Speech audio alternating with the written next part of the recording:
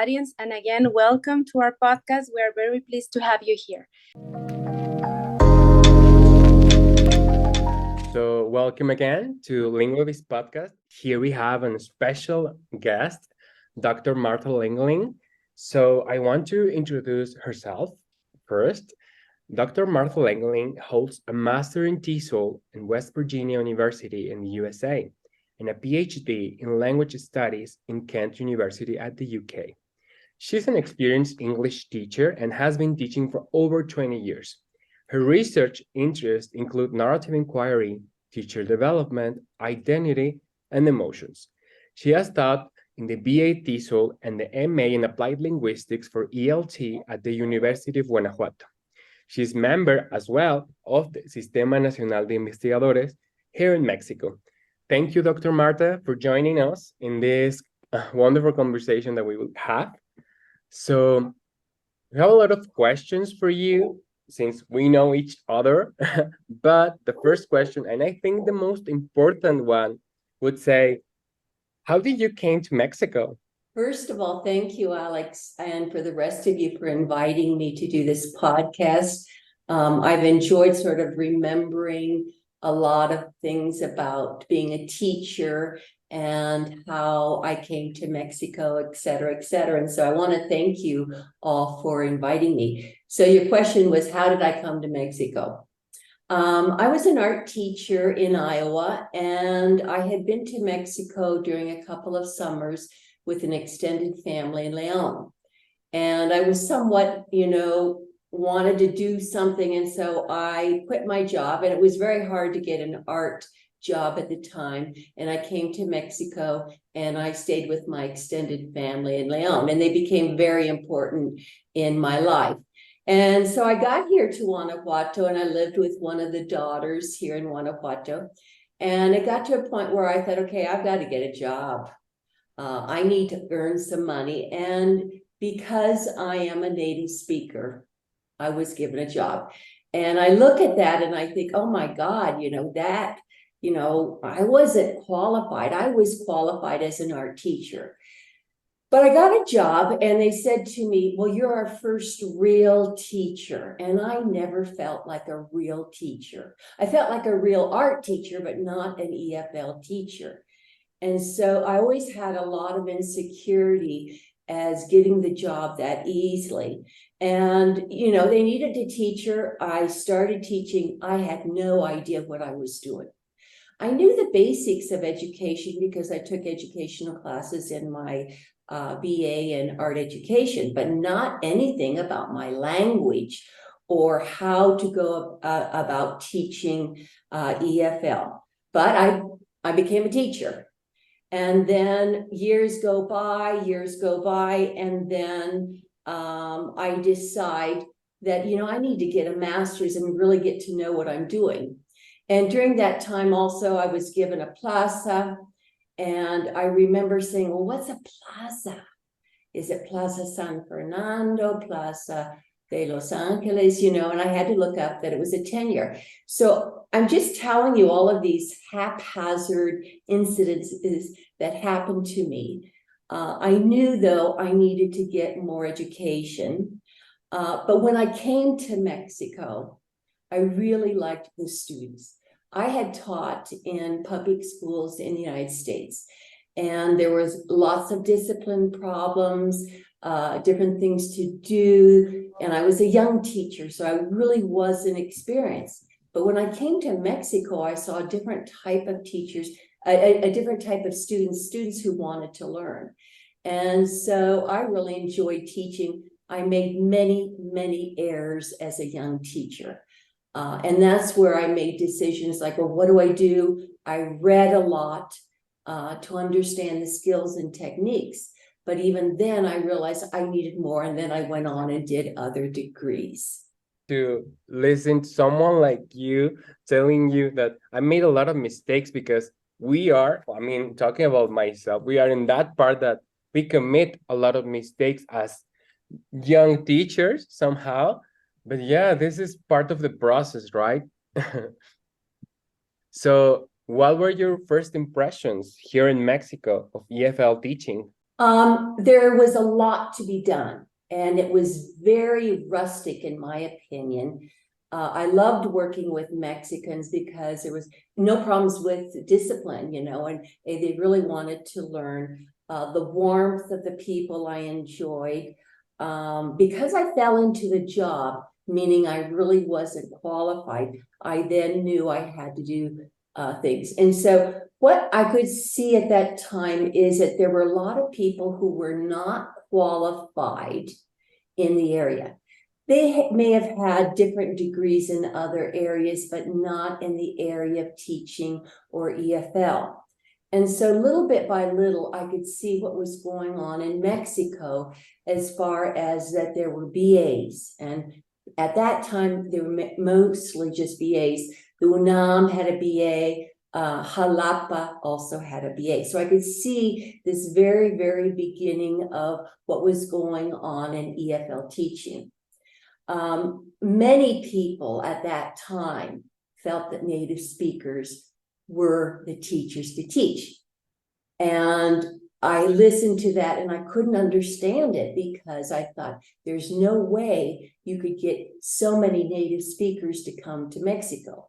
And then I had a lot of non-native speaker colleagues who were excellent teachers and are excellent teachers. And I learned from them. So I think those were my first impressions of being here in Mexico. Thank you very much, Dr. Lengeling. I would like to know, how did you see your own teacher development when you began? You already told us you decided to study a master's degree because it was not, you felt you weren't that teacher that they were telling you you were, the real teacher. And what advice would you give teachers for teacher development? Well, I think teacher development is something very, very personal, and there are many ways to go about it. There's not just one road, you know, that goes to Silao, Guanajuato. There are many ways you can get somewhere, and that somewhere is very different for every person. And so myself, what I knew at that period of time, I think it's very different now. I read books. I read lots and lots of books on skills and techniques on what to do with evaluation, and that helped me. But then I realized I needed more. And from there, I started going to conferences. I started to present at conferences. And during the 90s, the British Council had a lot of support for teacher development. And so teacher development is under this sort of umbrella of about 3 different concepts. One of them is teacher education. Under teacher education, we have teacher development and teacher training. And they're somewhat conflicting at times, these 3 terms, but the teacher education refers to programs of what you can do, like a BA and MA, and there you have the different types of knowledges that Schulman talks about that teachers should have.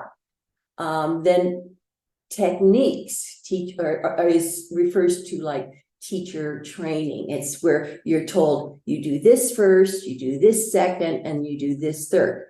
But it's a very top-down type of training where you say you do this first, second, third.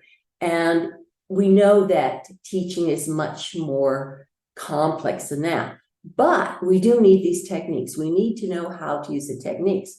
There we have, again, on the other side, teacher development. And that's what I talked about the very first part, where we make decisions. You know, we decide, do I want to do a BA? Where do I want to teach? Do I want to teach in a public school, a private school? Do I like kids? Do I like adults? Many teachers in Mexico may have 2 to 3 jobs. I feel quite privileged that I have a tenured position. And so I work at the University of Guanajuato. So we see these 3 concepts: teacher education, teacher training, and teacher development. Yes, thank you very much. So I guess you consider yourself a teacher educator. How did you become a teacher educator? Stroke of luck and I love it. So I was invited. I was an EFL teacher for many years. I was a coordinator. And then the British Council in the 90s did all sorts of programs, said, okay, we are going to do something in Mexico. And the British Council said, let's up the level of education for teachers. Because at that time, many people did not have a degree. And so they offered a prestigious course called CODI or ISELT from the University of Cambridge. And they gave it throughout Mexico for many, many, many years. And so it was offered to the University of Guanajuato. I came back from my master's, and the director then said, Martha, okay, do you want to do this? Do you want to be the coordinator of this program? And of course, I said yes. And I started, and that's when I really learned a lot about becoming a teacher, educator. And I realized those three terms of an educator, the training, and the development all go together, and that we have to look at them. And so I coordinated that program from England, I'd say about 10 to 12 years. Many teachers in the state of Guanajuato went through this program. It was on the weekend. They would come the same like you guys do on your MA on Friday and Saturdays, and then go back and they would teach. This program was for in-service teachers. We had a few pre-service, but most of them were in service, because that was a problem that was in Mexico, that there were teachers teaching, like Martha, like other teachers, who did not know the theory, the practice, okay? And so we had a lot of people coming through. I went through the trámites, or the paperwork, to have the University of Guanajuato be a site, and we got that done. And we're one of the few places in Mexico that had it. Sadly, though, this program is no longer given throughout the world. So Cambridge, the University of Cambridge, has a number of different programs. One program is for beginning teachers. Another program is like a BA, et cetera, et cetera. And so this program is no longer going on. But it was really instrumental for my future. Because I was a coordinator there, I was watching the teachers. I kept looking at them, and they would come up to me and they say, I really feel like a teacher. And I thought, well, why would you say that if you've been a teacher for 10 years? And the more I talked with them, I realized that there was something going on with this course that was very influential for them and also for me. And so I decided to do my doctoral thesis on this program about the identity process and the emotions of teachers going through this program, their challenges that they had to go through.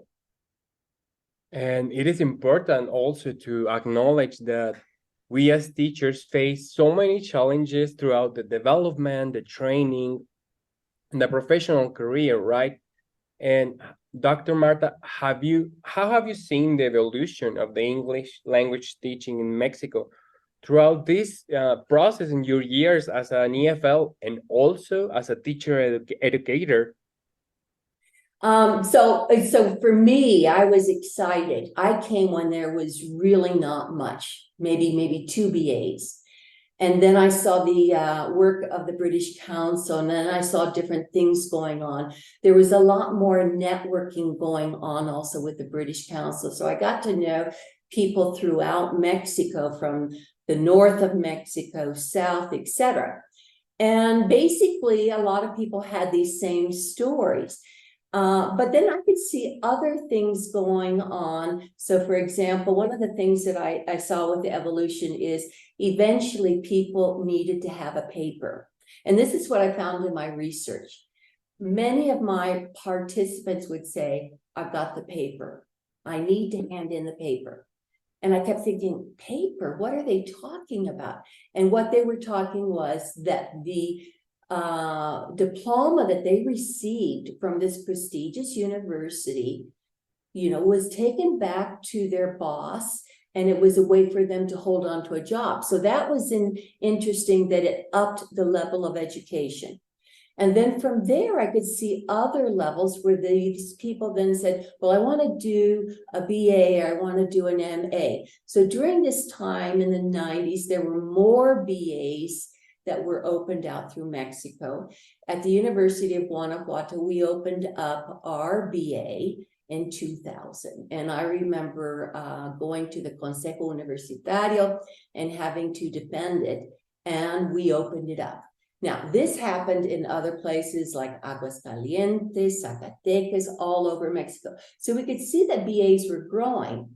And then even after a while, people were saying, well, master's, or doctorate.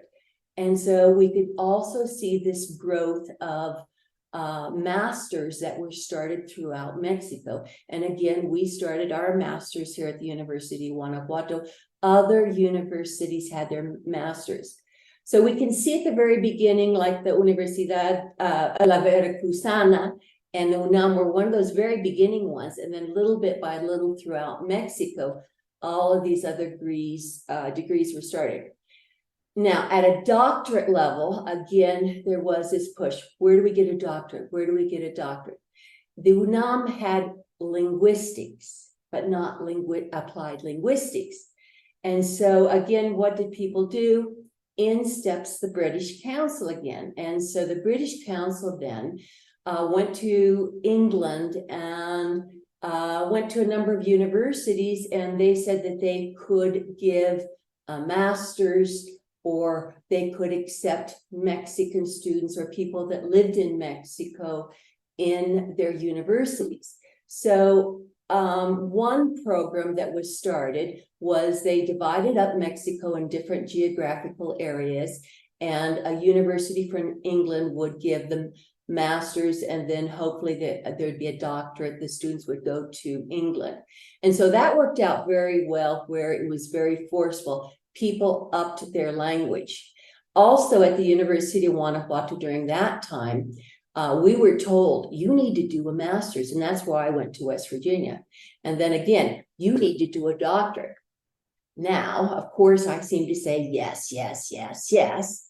But again, I got my education for free. And I'm very grateful that I got 2 degrees, paid for. But both degrees you have, in any of these degree programs, you have to finish. If you don't finish, you would have had problems paying back the money. So we did finish, and I was very successful finishing on time.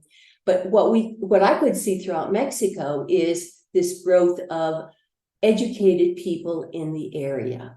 And so we now have doctors in applied linguistics, masters. The other thing that I could see was the native speaker was no longer the norm.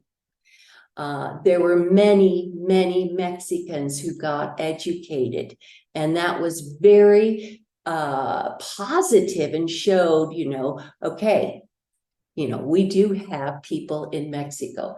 Another thing we should talk about is English teaching at primary schools, because at different times during history, it was chaotic. It still has its issues.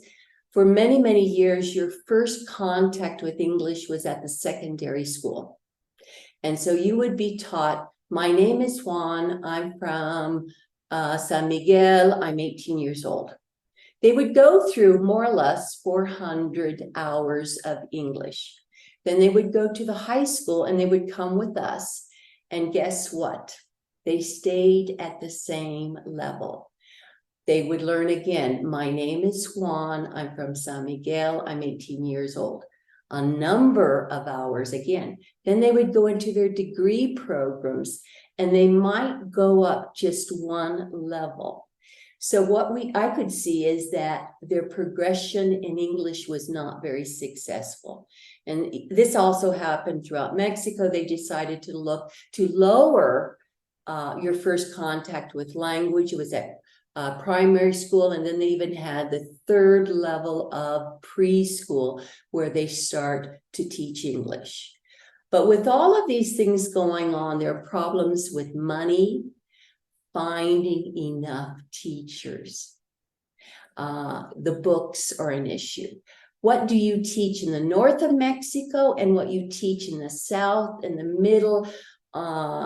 It's very different. And so there are lots of issues that still need to be taken care of. They went through a number of programs like Encyclomedia, which was using technology. But guess what? Many schools did not have the technology or the electricity or the connectivity for their computers. The teacher for English did not have to speak English. This is a little bit of the story of what happened, and they're still working on it. So I've just given you sort of a little background of the history, the evolution of Mexico, in EFL teaching the degrees, the non-native speaker being able to enter into the workforce, and also English at primary schools. English is taught quite well in the private schools and at a very low level, but there are other dynamics that are going on between the private versus the public school. Thank you very much, Doctor, for your comments, for your insights. I would like to ask you, what recommendations would you give to young teachers who are starting to become teachers? What have we learned from COVID-19 in EFL teaching in Mexico? Okay, I have a lot of these conversations because I love working with beginning teachers because I get to see the future. And this last year I observed teachers in Leon, and I was really happy to see these young teachers with a very good level of English. Many times they're very insecure about using English, but when I hear them speak in English, they have a great level. And I keep telling them, use your English, show off to your students, show them you are a non-native speaker of English and that you speak English well. And I say, you are the role model for these people, because I think it's really important for people to get away from that non-native speakerism. And what I also find is that they have a good basis. And I tell them, explore your teaching, explore the techniques, explore classroom management, explore activities. Try to have the students speak more of the language, even if it's repeating and repeating. And then what's also interesting is if you are teaching very young kids versus secondary, with very young kids, the teacher is going to speak more because the student needs to hear and hear. While at a higher level, like in maybe secondary, the students need to speak more, and they need to get rid of the miedo, being afraid. And so I tell them, to experiment, to read, to talk with people. I ask them a lot of questions like, well, what do you want to do? How do you see yourself in the future? And this is going back to the idea of teacher development, because I can't say, okay, you're finished with the BA, you got to do this, this, this. No, everyone has their decisions and they make decisions. And so I ask them, well, are you thinking of this? Or, how do you feel about this? Sometimes they say, I don't want to teach kids anymore. And then I say, well, where would you like to teach? Or how do you see yourself as a teacher? What are things that you feel you need to work on? And so these beginning teachers, I think, need a lot of conversation with someone where they can talk about things. They need also people that they can ask questions about and feel comfortable, because as I mentioned before, we make mistakes as young teachers. Even as older teachers, we make mistakes. And so you need to feel comfortable and find people that you can ask about. So I would tell them to explore, examine, reflect, and do different things. Now, COVID, I hate to say it, but I really learned a lot from COVID. I was not a very technological person. I still have a lot to learn, but I learned how to do it very, very quickly. And I think it was needed. I know that sounds strong, But we always talked about technology before COVID. Oh, we need to do this, we need to do this. But nothing was ever done. But once COVID hit, all of our lives changed with COVID, even our personal lives. You know, Amazon, you go to the bank, you do it online.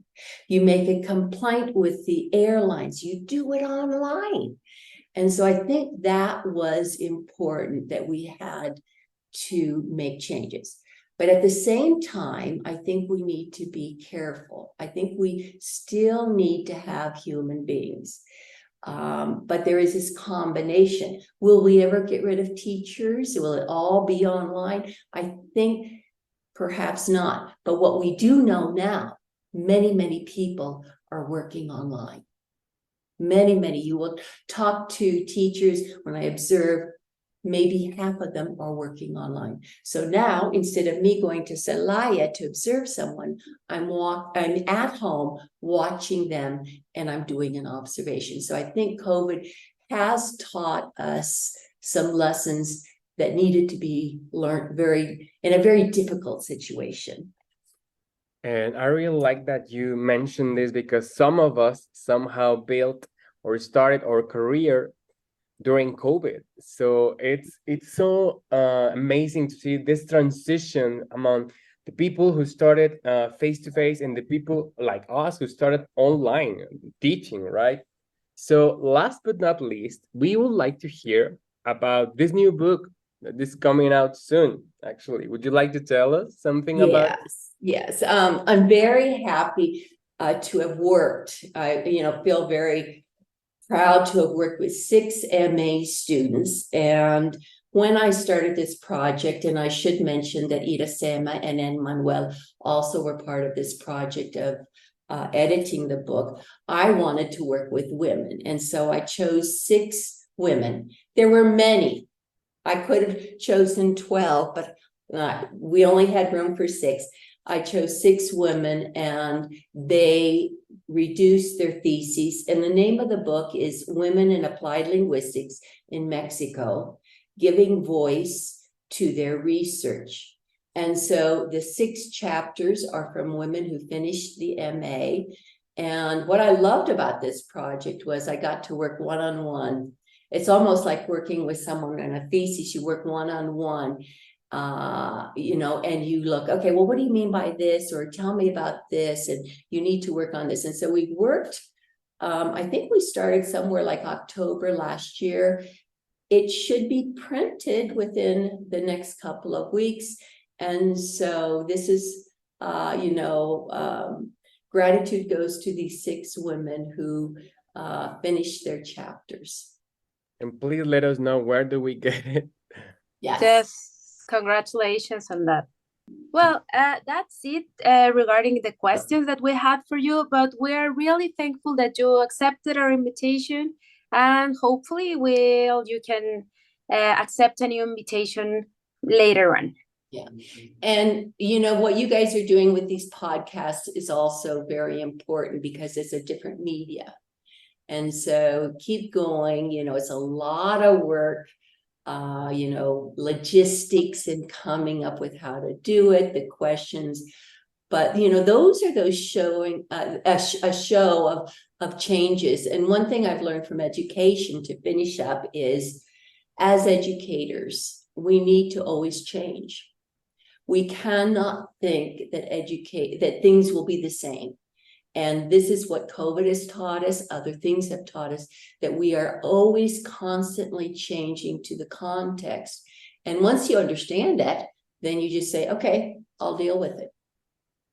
Thank you so much. Thank you very much, Dr. Marta, for having you here, talking about your expertise, and see you soon. Bye-bye.